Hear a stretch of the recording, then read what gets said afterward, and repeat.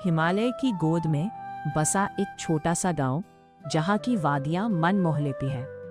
गांव के लोगों का जीवन बहुत ही साधारण है, लेकिन यहाँ की प्रकृति, सुंदरता और शांति लोगों को आकर्षित करती है। गांव में एक छोटी सी दुकान है, जहां मोमोज वाली आंटी अपने हाथों से मोमोज बेचती है। उनकी दुकान के सामने से गुजरने वाले लोग अक्सर उनके मोमोज की खुशबू से आकर्षित होते हैं और उनकी दुकान पर रुक जाते हैं। मम्मा, वो देखो मोमोज की दुकान, मुझे मोमोज खाने हैं। नहीं बेटा, ऐसी दुकानों में हाइजीन का ध्यान बिल्कुल नहीं दिया जाता। मैं तुम्हें बड़े रेस्टोरेंट से मोमोज खिलाऊंगी, मुझे यहीं से खाना है। देखो ना, कितनी अच्छी खुशबू आ रही है। बहुत जिद्दी हो गई हो, अपनी जिद के आगे किसी की नहीं सुनती हो। चलो सुनिए, एक प्लेट मोमोज लगा दीजिए। हाँ मैडम, आइए ना, आप टेबल पर बैठ जाइए। ओफो, कितनी गंदगी है यहाँ, सो अनहाइजेनिक। अब मैं भी साफ कर देती हूँ। मैडम, मोमोज वाली औरत, जिसका नाम निर्मला था, वो जल्दी से अपनी साड़ी के पल्लों से ही टेबल साफ करने लगती है, जिसे देखकर वो औरत अपना मुंह बना लेती है। थोड़ी देर बाद निर्मला जब मोमोज की प्लेट लगाती है, मम्मा आप भी खाओ ना, मैं सच कह रही हूँ, बहुत टेस्टी है, खाओ ना प्लीज। अच्छा ठीक है, मैं बस एक टेस्ट करूंगी। वो औरत मुंह बनाते हुए एक मोमोज खाती है। अरे, ये तो सच में बहुत टेस्टी है। खाते ही ऐसा लगा जैसे मुंह में घुल गया। मुझे तो लगा था ऐसी जगहों पर चीजें बहुत गंदी बिकती हैं, लेकिन इसका टेस्ट तो बहुत अच्छा है। कैसा लगा मम्मा? मैंने कहा था ना, टेस्टी है। हाँ ठीक है, मुझे लगता है एक प्लेट हमें और मंगवाना चाहिए। उन दोनों की बातें सुनकर निर्मला मुस्कुराने लगती है। निर्मला की दुकान भले ही छोटी थी, लेकिन उसमें बिकने वाले मोमोज और निर्मला का व्यवहार दोनों ही लोगों को बहुत पसंद आते थे। निर्मला का एक 7 साल का बेटा भी था। मम्मी, आप मेरे स्कूल की फीस टाइम पर क्यों नहीं जमा करवाती हो? आपकी वजह से हमेशा मुझे क्लास में शर्मिंदा होना पड़ता है। क्या हुआ बेटा, टीचर ने कुछ कहा क्या? अब ज्यादा अनजान बनने का नाटक मत करो, ये आपका हर बार का ड्रामा है। आप समय पर स्कूल की फीस जमा नहीं करवाती और टीचर पूरी क्लास के सामने मुझे फीस के लिए टोकती है, जो मुझे बिल्कुल अच्छा नहीं लगता। गोलू की बातें सुनकर निर्मला मायूस हो जाती है और अपनी दुकान का पैसे वाला गल्ला खोलती है, तो उसमें सिर्फ चिल्लर पड़े होते हैं। गोलू फीस भरने के लिए इतने पैसे तो काफी नहीं होंगे। अरे निर्मला जी, आइए आइए। मैडम ये लीजिए, मैं आपके लिए थोड़े से मोमोज लाई हूँ, आप अपने बच्चों को खिलाइएगा। अरे निर्मला जी, क्या जरूरत थी, लेकिन अब आप ले आई है तो मैं रख लेती हूँ। मैडम, वो मैं कह रही थी, मैं आपको देर से ही सही, लेकिन फीस तो दे ही देती हूँ। आप गोलू को क्लास में फीस के लिए मत बोला कीजिए। अरे निर्मला जी, हमें भी कोई शौक नहीं है बच्चों को क्लास में फीस के लिए बोलने का, लेकिन बिना बोले आप जैसे पेरेंट्स फीस जमा ही नहीं कराते हैं, इसीलिए हमें बोलना पड़ता है। हाँ, आपकी बात भी सही है। ये लीजिए आपकी इस महीने की फीस। ये क्या, इतनी सर्दी में आपने साधारण सी चप्पल पहन रखी है? निर्मला कोई जवाब नहीं देती। ठीक है मैडम, मैं चलती हूँ। निर्मला चेहरे पर नकली मुस्कान रखे प्रिंसिपल के ऑफिस से बाहर निकल जाती है। पता नहीं ये प्रिंसिपल अपने आप को क्या समझती है, एक बात सुनने को तैयार नहीं होती। मन तो कर रहा था मोमोज वापस छीन लूं। निर्मला जब वापस आती है तो देखती है कि उसकी दुकान के बाहर कुछ लोग खड़े हैं। कौन है आप लोग और यहाँ क्या करने आए हैं? मैडम जी, हमारा नाम चेतन पहलवान है। थारे पति ने मेरे से 10 लाख उधार लिए थे। अब थे पति तो रहा नहीं, तो मारे पैसे तन्ने देने पड़ेंगे। लेकिन पहलवान जी, मेरे पति ने तो मुझे ऐसा कुछ भी नहीं बताया था। आखिर उन्होंने 10 लाख का क्या किया होगा? उन्हें तो मरे हुए भी काफी वक्त हो गया। देख मैडम, मैंने फालतू की बकवास नहीं सुनी। हमारे पास थारे पति का सिग्नेचर किया हुआ एग्रीमेंट है। ये देख, अब तन्ने इसके आगे कुछ बोलना है, लेकिन इसमें तो लिखा है अगर पैसे समय पर वापस नहीं दिए तो हमारा घर आपके नाम हो जाएगा। लेकिन पहलवान जी, अगर आप ये घर ले लेंगे तो हम रहेंगे कहाँ? इस घर और दुकान के अलावा मेरे पास कुछ नहीं है। वो तो कर्ज लेने से पहले सोचना चाहिए था ना। चलो भाई चलो। अरे सामान बाहर फेंकना शुरू करो। रुक जाइए, आप किसी भी सामान को हाथ नहीं लगा सकते। मैं आपके सारे पैसे लौटा दूंगी। मैं अभी आती हूँ। और अपना बहुत पुराना संदूक खोलती है जिसमें एक मोतियों का हार रखा था। हार को हाथ में लेते ही निर्मला की आंखों से आंसू छलक जाते हैं। उसे याद आता है कि शादी की पहली सालगिरह पर उसके पति ने उसे यह तोहफा दिया था। जी, आपको पता है मेरी सहेली है ना पायल, उसके पति ने पहली सालगिरह पर उसे मोतियों का हार गिफ्ट किया था। कितनी खुशकिस्मत है ना वो। अरे तुम चिंता क्यों करती हो, एक दिन हम भी बहुत बड़े आदमी बनेंगे। फिर मैं तुम्हें एक क्या पूरे 10 मोतियों का हार ला कर दूंगा। हम जिंदगी में कभी अमीर नहीं हो पाएंगे। आखिर एक छोटी सी मोमोज की दुकान से हमारा क्या होगा? शायद मेरी किस्मत में मोतियों का हार है ही नहीं। निर्मला उदास होकर सो जाती है। कुछ दिनों बाद उसकी शादी की सालगिरह थी। निर्मला, निर्मला, कहाँ हो तुम? देखो मैं तुम्हारे लिए क्या लाया हूँ। क्या हुआ, इतना शोर क्यों मचा रहे हैं? दुकान में बहुत सारे कस्टमर बैठे हैं, मुझे उन्हें मोमोज सर्व करना है। हम इतने अमीर नहीं कि हमारी दुकान में 10 नौकर काम कर रहे हो। सारा काम मुझे अकेले करना पड़ता है। अरे तुम अपनी आंखें तो बंद करो। मैं तुम्हारे लिए एक तोहफा लेकर आया हूँ जिसे देखकर तुम बहुत खुश हो जाओगी। हाँ, मोतियों के हार के अलावा और कोई चीज मुझे खुश नहीं कर सकती। और मुझे पता है मोतियों का हार खरीदने की हमारी औकात नहीं है। अरे तुम आंखें बंद तो करो। हाँ, अब ये लो तुम्हारा तोहफा। अरे ये तो मोतियों का हार है, लेकिन आपने ये कहाँ से खरीदा? ये असली तो है ना? अरे हाँ हाँ, ये पूरा असली है। आपका बहुत बहुत शुक्रिया। आप सोच भी नहीं सकते कि मैं कितनी खुश हूँ। आपने मेरा सपना पूरा कर दिया। आप सच में बहुत अच्छे हैं। मैं इसको जिंदगी भर संभाल कर रखूंगी। तो आपने मेरे लिए मोतियों का हार ऐसे ही खरीदा था। अब समझ आया गलती मेरी ही है। मैंने ही आपको मजबूर कर दिया था। आपके जाने के बाद जब अकेले सब कुछ संभालना पड़ रहा है तब आपकी कमी मुझे बहुत कर रही है। संगीत, लीजिए पहलवान जी, इस हार की कीमत लगभग 3 लाख होगी। इसे लेकर आप हमारा घर छोड़ दीजिए। अरे असली तो है ना? है तो असली। अरे चलो रे चलो, सारे वापस चलो। अपने को जो चाहिए था मिल लिया। पहलवान अपने लोगों को लेकर वहां से चला जाता है। तब जाकर निर्मला की सांस में सांस आती है। ओह, यह जीवन इतना भी आसान नहीं है। अभी तो ना जाने कितनी मुश्किलों का सामना करना बाकी है। निर्मला पहाड़ों पर अपनी छोटी सी मोमोज की दुकान चलाकर अपने बेटे को पाल रही थी। कुछ सालों बाद गोलू बड़ा हो गया था और साथ में आवारा भी। दुकान के गल्ले के सारे पैसे कहाँ गए? तूने फिर से पैसे निकाले ना? हाँ तो क्या हो गया, मुझे जरूरत थी पैसों की। आपसे मांगता तो आप देती नहीं, इसलिए मैंने खुद निकाल लिए। गोलू तू बहुत बदमाश हो गया है। अब मैं बूढ़ी हो रही हूँ, अब तुझे दुकान संभालनी चाहिए। और तू है कि दिन भर दोस्तों के साथ आवारागर्दी करता रहता है। अरे तेरी उम्र में बच्चे माँ बाप की ढाल बनते हैं, तो उन बच्चों के लिए उनके माँ बाप ने बहुत कुछ किया होता है, इसलिए वो ढाल बनते हैं। आपने मेरे लिए किया ही क्या है? मुझे तो अपने दोस्तों को यह बताने में भी शर्म आती है कि आप मेरी माँ हो, समझी? उन्हें कैसा लगेगा जब उन्हें पता चलेगा कि मैं एक मोमोज बेचने वाली का बेटा हूँ। है, तू सही कह रहा है। मैं तुझे पढ़ाने लिखाने और काम में इतना व्यस्त हो गई कि तुझे अच्छी परवरिश ही देना भूल गई। गोलू की बातों से निर्मला के दिल पर गहरी चोट लगती है।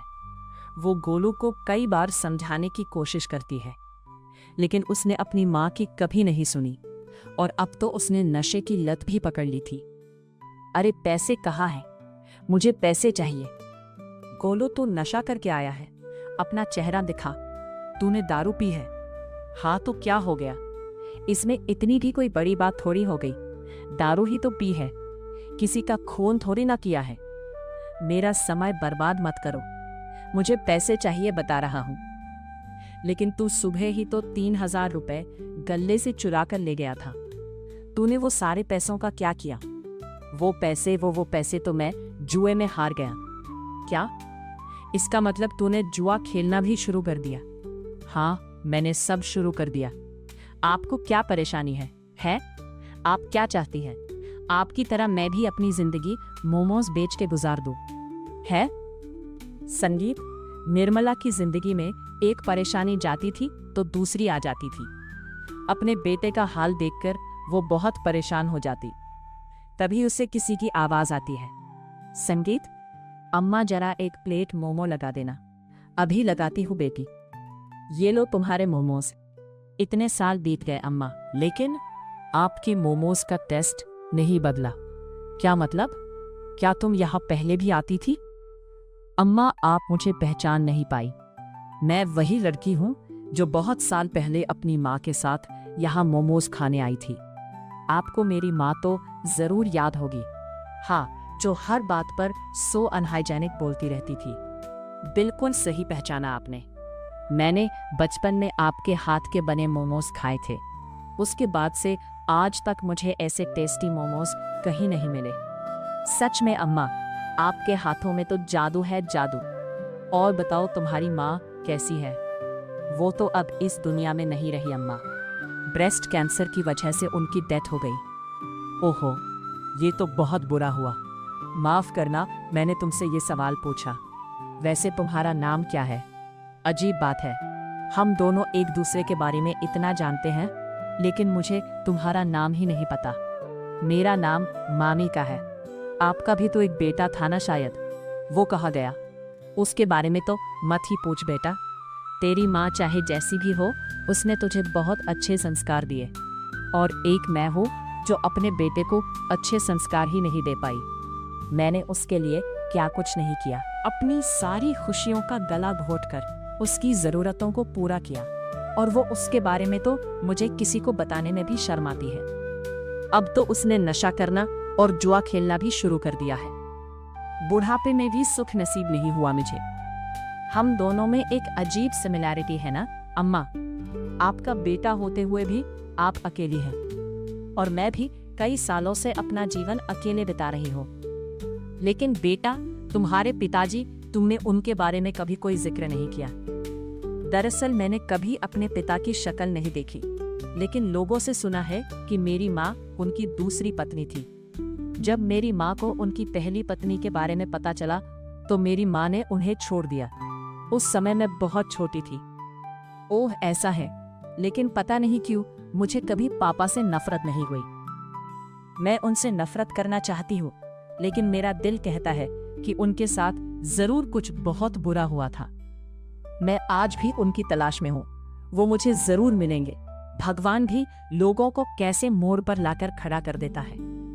अच्छा, वो सब छोड़ो, मोमोज खाने पर ध्यान दो। अरे हाँ, मुझे आपके साथ इतना अपनापन सा लगा कि बातें करते करते मोमोज के बारे में ही भूल गई। बाय बाय अम्मा, मैं यहाँ जल्दी दोबारा आऊंगी। तब तक आप अपना ख्याल रखिएगा। निर्मला ने हंसते हंसते वामिका को विदा किया। ये कुछ देर का समय वामिका के साथ उसका बहुत अच्छा गुजरा। कितनी प्यारी बच्ची है।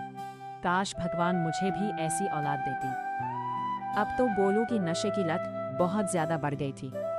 अम्मा मुझे पैसे दिए, जल्दी दे, हे जल्दी दे, बहुत हो गया तेरा। अब मैं तुझे 1 रुपए नहीं देने वाली। मेरी इतनी मेहनत की कमाई तो अय्याशी में उड़ा देता है। अरे देने पड़ेंगे मुझे पैसे, समझी? नहीं तो क्या मारेगा मुझे? हाथ उठाएगा मुझ पर? बोल, अब यही सब देखना रह गया है। ए माँ, पैसे दे दे मुझे, वरना सच में बहुत बुरा हो जाएगा। नहीं दूंगी।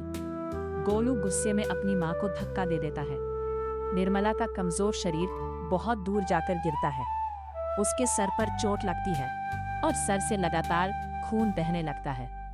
लेकिन गोलू को इन सब से कोई फिक्र नहीं थी। जमीन पर पड़ी माँ के हाथ से पैसे लेकर गोलू निकल जाता है। तभी वहां पर वामिका आती है। अम्मा, आप कहाँ हैं? मैं आपको आज एक खुशखबरी सुनाने आई हूँ। अम्मा, आपकी हालत किसने की? कोई एम्बुलेंस को बुलाओ, जल्दी करो। कुछ लोग जल्दी से एम्बुलेंस को फोन करते हैं। निर्मला की जब आंख खुलती है तो वो अपने आप को अस्पताल के वार्ड में पाती है। अम्मा, आपका होश आ गया, आप ठीक तो है ना? आपके साथ ये सब किसने किया अम्मा? आप मुझे एक बार उसका नाम बताइए, मैं उसे छोड़ूंगी नहीं। गोलू मेरा बेटा, पैसों के लिए उसने मुझे धक्का दे दिया था। हमें उसे ऐसे नहीं छोड़ना चाहिए, वो बहुत खतरनाक हो चुका है। मैं अभी पुलिस को फोन करती हूँ। कुछ समय बाद निर्मला की हालत पहले से बेहतर हो जाती है। अम्मा चलिए, आज हम घर चलेंगे। तू बहुत प्यारी बच्ची है। मुझे नहीं पता तेरा मेरा क्या रिश्ता है, पर मुझे ऐसा लगता है हमारे बीच कुछ बहुत गहरा रिश्ता है। डॉक्टर ने आपको इमोशनल होने से मना किया है और ज्यादा टेंशन लेने की जरूरत नहीं है। गोलू को मैंने बाल सुधार केंद्र में भिजवा दिया है। देखिएगा, वो वहां से बिल्कुल ठीक होकर आएगा। तब तक आपका ख्याल मैं रखूंगी। और हाँ, एक और बात तो मैं आपका बताना भूल ही गई, लेकिन वो मैं घर चलकर बताऊंगी। निर्मला और वामिका घर आ जाते हैं। बेटा, तू मुझे कुछ बताने वाली थी। हाँ, वो मैं ये कह रही थी कि मेरे पिताजी का पता चल गया है, लेकिन अभी मैं उनसे मिली नहीं हूँ। यहाँ से जाने के बाद मैं सबसे पहले उनसे मिलने वाली हूँ, तो तुझे जाना चाहिए। मेरी वजह से तूने अपना इतना ज़रूरी काम नहीं किया। आप भी बहुत ज़रूरी है अम्मा। मैं कल सुबह अपने पापा से मिलने जाऊंगी। संगीत, संगीत, प्रशंसा। वो वृद्धाश्रम में थे और वो अपना अतीत पूरी तरह से भूल चुके थे। पापा, कौन हो तुम? और तुमने मुझे पापा क्यों कहा? मैं आपकी बेटी हूँ पापा, आप मुझे भूल चुके हैं। बहुत मुश्किल से आपका पता लगाया है मैंने। हाँ, ये सच है कि मैं अपना अतीत भूल चुका हूँ, पर तुमसे मिलके बहुत अच्छा लगा बेटा। अगर मैं आपको अपने साथ कहीं चलने को कहूँ तो आप चलेंगे? वामिका का पिता राजी हो जाता है। वामिका अपने पिता को उन्हें पहाड़ों के बीच निर्मला के घर ले जाती है। वही पहाड़, वही रास्ता, वही सुंदरता, उन्हें कुछ कुछ याद आ रहा था। क्या हुआ पापा, आप ठीक तो है ना? मुझे ऐसा लग रहा है जैसे इस जगह से मेरा बहुत पुराना नाता। आप इस जगह को जानते हैं? इसका मतलब मैं आपको सही जगह लाई हूँ। वामिका अपने पिता को लेकर जैसे ही निर्मला के घर पहुंचती है। अम्मा, देखो मेरे साथ कौन आया है। निर्मला जैसे ही वामिका के पिता को देखती है, उसकी आंखें फटी की फटी रह जाती हैं। वामिका के पिता भी निर्मला को देखकर हैरान हो जाते हैं। तुम जिंदा हो? इतने सालों से कहाँ थे? तुम्हारे होते हुए भी मैं एक विधवा की जिंदगी जी रही थी। अम्मा, आप क्या कह रही हैं? लगता है आपको कुछ गलत फहमी हो रही है। निर्मला, मुझे सब याद आ गया। तुम्हारी शक्ल देखते ही मैं तुम्हें पहचान गया। मेरी याददाश्त लौट आई। आपकी याददाश्त लौट आई। इसका मतलब जो मैं समझ रही हूँ वही सच है। आपकी वो पहली पत्नी जिसकी वजह से मेरी माँ ने आपको छोड़ दिया था, वो ये है। निर्मला ही मेरी पहली पत्नी है। आज तक लगता था मेरे पिता गलत नहीं रहे, लेकिन आप तो सच में एक बहुत घटिया इंसान हैं। जब आपका अच्छा खासा परिवार था तो आपने मेरी माँ की जिंदगी क्यों बर्बाद की? मैंने ये सब जानबूझकर नहीं किया बेटी। निर्मला, तुम्हें तो याद होगा ना, उस बरसात के मौसम में तुम मुझे शहर जाने से मना कर रही थी। सुनिए, इतनी बरसात में कहाँ जा रही हैं? पहाड़ों पर बहुत फिसलन होती है। देखो, तुम गोलू का ध्यान रखो निर्मला। मैं शहर से जल्दी ही लौट आऊंगा। मुझे वहाँ कुछ बहुत जरूरी काम है। चिंता मत करो, मैं सही सलामत आऊंगा। ऐसा कहकर मोहन शहर के लिए घर से निकल जाता है। संगीत, वो जैसे ही शहर पहुंचता है, उसकी नजर एक लड़की पड़ जाती है जो नदी में कूदकर अपनी जान दे रही थी। तुम क्या कर रही हो? पागल हो गई हो? यहाँ आओ, मुझे मर जाने दो, मैं जीना नहीं चाहती। मोहन ने उस लड़की को अपनी सूझबूझ से बचा लिया। तुमने मुझे मरने क्यों नहीं दिया? मैं इस दुनिया में जीना नहीं चाहती, लेकिन तुम मरना क्यों चाहती हो? मैं जिससे प्यार करती थी उसके लिए सब कुछ छोड़कर भाग आई, और वो यहाँ आया ही नहीं, और ना ही वो मेरा फोन उठा रहा है। अब तुम ही बताओ, क्या करूं मैं? तो तुम्हें लगता है कि मरने से सारी समस्या खत्म हो जाएगी? हाँ, अगर मैं जिंदा रही तो मेरे माँ बाप मुझे मार डालेंगे, और फिर मुझ भागी हुई लड़की से शादी भी कौन करेगा? तुम करोगे? बताओ, क्या तुम करोगे मुझसे शादी? मोहन को उस समय उस लड़की की जान किसी भी हालत में बचानी थी, इसलिए उन्होंने शादी के लिए हाँ कर दी। मोहन उस लड़की को सब कुछ बता देना चाहता था, लेकिन उसकी हालत देखकर वो उसे कुछ बता ही नहीं पाया। ये मैंने क्या कह दिया? निर्मला को क्या जवाब दूंगा? हे भगवान, यह तूने मुझे कैसी दुविधा में डाल दिया। मोहन ने टेंशन में शराब पी ली और शराब के नशे में उसे उस लड़की और निर्मला के बीच कोई फर्क नहीं दिखा। उस रात कुछ ऐसा हुआ जो मोहन नहीं करना चाहता था। मोहन ना निर्मला को कुछ बता पा रहा था और ना ही अपनी दूसरी पत्नी को। एक दिन वो बहुत हिम्मत करके अपनी दूसरी बीवी के पास गया। सुनो, मैं तुम्हें कुछ बताना चाहता हूँ। मैं भी तुम्हें कुछ बताना चाहती हूँ, लेकिन पहले तुम बताओ। तुम मेरी दूसरी पत्नी हो, मैं शादीशुदा था और मेरा एक 2 साल का बेटा भी है। क्या? तुम क्या कह रही हो? तुमने मुझे यह सब पहले क्यों नहीं बताया?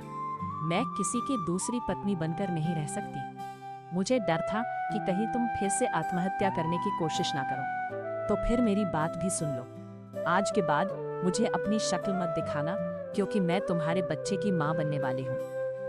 उसी दिन मोहन को उसकी दूसरी पत्नी ने छोड़ दिया था, और जब वो वापस निर्मला के पास लौट रहा था उसे सब कुछ बताने के लिए, तभी पहाड़ों की फिसलन में उसका पैर फिसल गया और वो अपनी सारी याददाश्त खो बैठा। और आज तक मुझे ऐसा लगता रहा कि पहाड़ों में फिसलकर आपकी मौत हो गई। मुझे माफ़ कर दीजिए, मैंने आपको कभी ढूंढने की भी कोशिश नहीं की। माफ़ी तो मुझे तुम दोनों से मांगनी चाहिए। मुझे माफ़ कर दो। नहीं पापा, आपकी कोई गलती नहीं है। आपने वही किया जो आपको ठीक लगा। मुझे लगता है अब हमें सब कुछ भूलकर एक नए जीवन की शुरुआत करनी चाहिए। क्यों अम्मा, मैंने सही कहा ना? अब सॉरी माँ, मैंने सही कहा ना? निर्मला की आंखें भर आती हैं और वो वामिका को गले से लगा लेती है। कुछ समय बाद गोलू भी पूरी तरह से ठीक होकर घर आ जाता है। सारी बात जानकर वो भी बहुत खुश होता है और अब वो परिवार मिलजुल कर खुशी से मोमोज की दुकान चलाने लगता है और अपना जीवन खुशी खुशी व्यतीत करने लगते हैं।